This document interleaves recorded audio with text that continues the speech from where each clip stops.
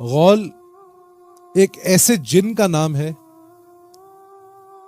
جس کے معنی ہیں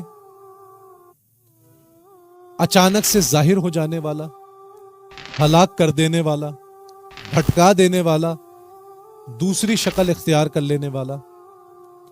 یہ غول لفظ کے معنی ہیں، اور یہ جو غول لفظ ہے یہ عربی لفظ ہے، اور عرب سے یہ روایات ملتی ہے کہ غول پرانے زمانے میں جب لوگ ریگستان میں سفر کیا کرتے تھے، صحراؤں میں سفر کیا کرتے تھے، تو کئی دن جو ہے وہ ان کو لگ جاتے تھے صحراؤں میں سفر کرتے ہوئے، تو ان میں کچھ لوگ جو ہے وہ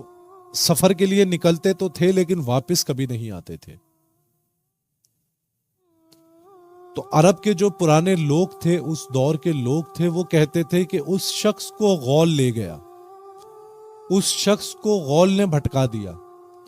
اس شخص کو غول نے بہکا دیا۔ یاد رکھیں، غول ایک ایسا جن ہے جو کہ بیابان میں، ریگستان میں اور ایسی جگہوں پہ رہتا ہے جہاں پر دور دور تک آبادی نہیں ہوتی، اور یہ لوگوں کو سفر کے دوران بہکاتا ہے، بھٹکاتا ہے، اور ان کو جو اس کے بہکاوے میں، بھٹکاوے میں آتے ہیں، ان کو ہلاک بھی کر دیتا ہے۔ اور یہ وہ جن ہے جو جن جو ہے وہ بھٹکا کر، لوگوں کو مار کر ان کا مردہ کھاتا ہے۔ عرب روایات سے ایک بات یہ ملتی ہے کہ جب بھی عرب میں پہلے غول کا ذکر بہت زیادہ ہوا کرتا تھا۔ غول ایک ایسا جن ہے جو ایک خوبصورت نوجوان خاتون کا روپ لے کر بھی لوگوں کو بہکا اور بھٹکا دیا کرتا تھا۔ یہ ایک ایسا جن تھا جو انسانی دشمن ہے، اور آج بھی کہیں نہ کہیں یہ روئے زمین پر رہ رہا ہے۔ تو اگر کبھی بھی ہمیں دوران سفر کسی ایسے راستے سے ہمارا سامنا ہو جس راستے میں بہت زیادہ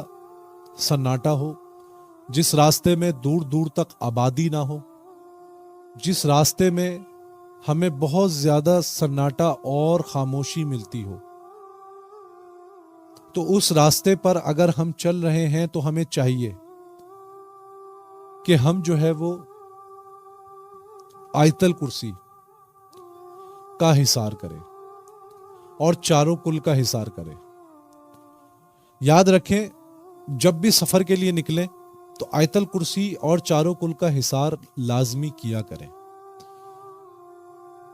7 مرتبہ یا 11 مرتبہ آیت الکرسی کا حصار کر کے اپنے اوپر دم کریں اور اپنے سفر کا آغاز کریں۔